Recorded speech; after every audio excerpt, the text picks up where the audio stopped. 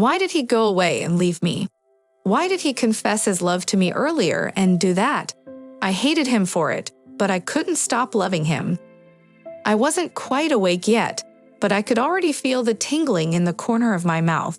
I knew exactly what it meant. Herpes, an intruder. It itched and looked ugly. It used to appear often on my lips, so I usually carried some ointment in my purse.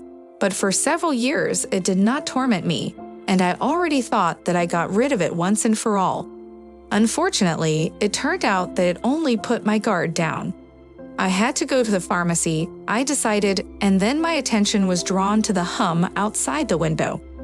The rain, it drummed loudly on the windowsill. The sky had drawn in all the way to the horizon. How was I supposed to get to the city, which was nearly 10 kilometers away? I usually rode my bike, but not in this weather. I moved to a small village from the city in order to collect my thoughts, to get my emotions in order, to survive alone in mourning for my beloved friend. It seemed an ideal solution for me, especially since she had left me this house as a legacy from her grandmother. We loved coming here together for the vacations, a case of champagne in the trunk. Emma and I would drink this champagne and eat strawberries and thus lose weight, weird, right, and have a good time at the same time. No men was our motto when we wanted to hide in our mutual loneliness. No men broke our hearts, no men we called friends. I couldn't decide which of these categories I should put Gary in. He was my friend, sort of, but that didn't stop him from breaking my heart a lot. I wondered many times what mistake I had made. After all, I actually knew Gary very well, and I should have known what he was thinking. Only I, poor and naive, thought that once he confessed his love to me, his priorities would automatically change.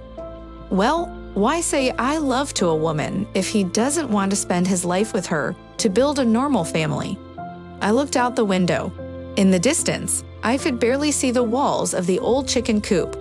At the back of the fence on the left was a heart carved with the initials G plus G Gary plus Grace. I never told Emma that I had once broken our maiden vows and met Gary here. He was in the army and soon, where things were very strict, but on this day he managed to sneak out of there for a while and come to my place on a rickety motorcycle borrowed from who knows who. Sometimes he seemed crazy. Everything in the bike rattled and shook, but the engine ran like it was supposed to, and we rode it around the fields for half a day. And then, in the setting sun, behind the chicken coop, Gary declared his love for me. I was happy, for it had been a long time since I'd had enough friendship. Deep down, I dreamed that Gary would feel something more for me, just as I did for him. And it happened. We made love leisurely, as if we had our whole lives ahead of us. I was so sure of him then. When he rode away on that funny motorcycle, with my scarf wrapped around his neck, I stared after him for a long time until he disappeared over the horizon. I didn't ask him when he was coming again, because I knew very well that in the army a lot didn't depend on him. I was sure he would make every effort to see me as soon as possible. He came 2 weeks later only to tell me he was leaving for Afghanistan. I was so shocked, I fisted him. You bastard, I said. He held my wrists, then put me on his lap and waited for me to calm down. When I ran out of tears, I told him to get out and never come back. He left. For months, I couldn't come to my senses. I couldn't understand how he could do this to me.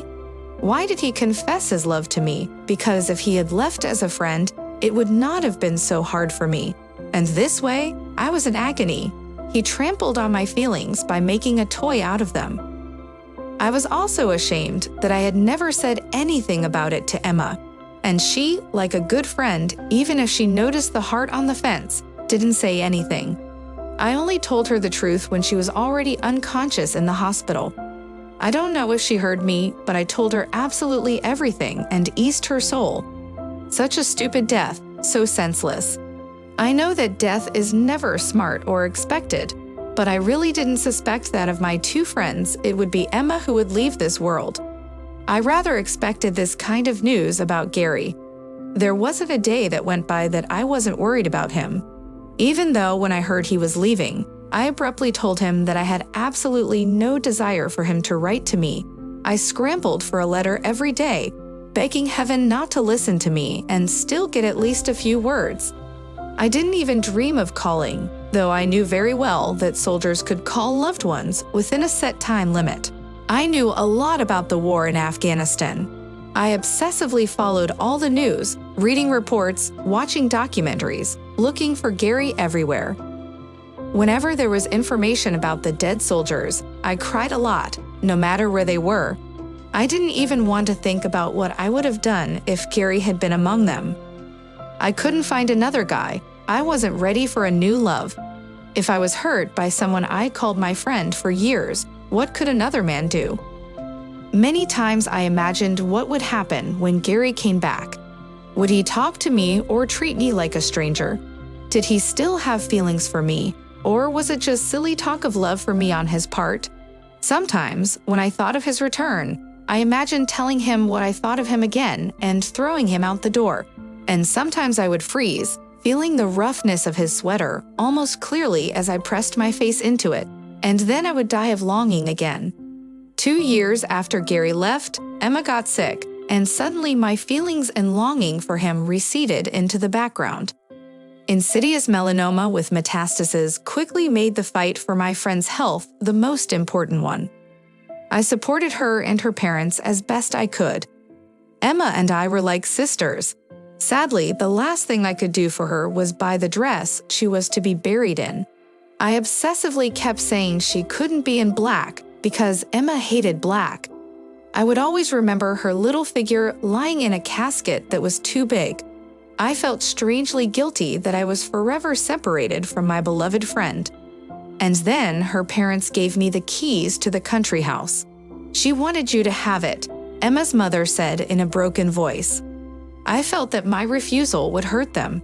After all, doing their only daughter's last will was a big deal for them. When they gave me the keys to my grandmother's cottage, they too seemed to feel as if they hadn't lost their child completely.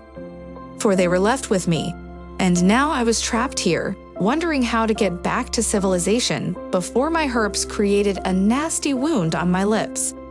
Finally, knowing that with this disease every hour counts, I decided to ride my bike into town in the pouring rain. Maybe someone would give me a ride, and I'd catch some traffic coming my way, I thought, hoping that the whole ride would be less of a nightmare than I'd anticipated. Unfortunately, almost no one passed me on the way into town. When I got to the drugstore, I was so soaked that I was treated to hot tea with lemon on the house, and I still had a ride back waiting for me. I had already lost hope that I would get a ride, so when I heard the hum of the car behind me, I was ready to jump for joy. I turned around, and an old Jeep pulled up next to me, and Gary got out. He stunned me, and I stood in the driveway as he loaded my bike into the trunk. "Grace," he looked at me affectionately before he moved, but I was too surprised to say anything to him. We made our way to my cabin in silence. Gary set my bike down by the porch and then stood across from me. I didn't invite him in, nor did I ask what he was doing here. I came back because I'd heard about Emma's death. "Unfortunately, I didn't make it to her funeral," he said. "I know how hard it is for you." "You don't," I yelled at him. "You don't have any feelings, so how can you say you know anything about them?" "Don't say that, Grace." He barely spoke. "I know what I'm saying, and I'm entitled to it. For 3 years, you didn't give a sign of life after you almost proposed to me. Do you think that's all right? I got my orders." He lowered his head. "You knew I was a soldier, and orders are sacred in the army. I had to go on a mission. I had no choice. But why did you confess your love for me? Why then did you leave me with the conviction that you loved me less than the war?" A very silly question on my part. My voice trailed off. "I don't love war. I love you. And I confessed my love to you because otherwise I wouldn't have lasted a minute in Afghanistan, thinking only that I might die and you would never know I loved you. Knowing that you knew how I felt about you kept me out of harm's way because I lived only with the thought that I had to come back to you. Why? So that I could go off to war somewhere again in a few months because you would get your orders? I don't get it. I got out of the army. The mission in Afghanistan was for me to repay my debt for military training as an engineer. I don't owe them anything now. We stood in silence for a while. I didn't know what to say. My head was all messed up and fuzzy. And then Gary asked, "Will you accept my forgiveness and marry me?" I couldn't believe what I was hearing. He's asking me to marry him? Is he leaving the army? Does he want to start a real family with me?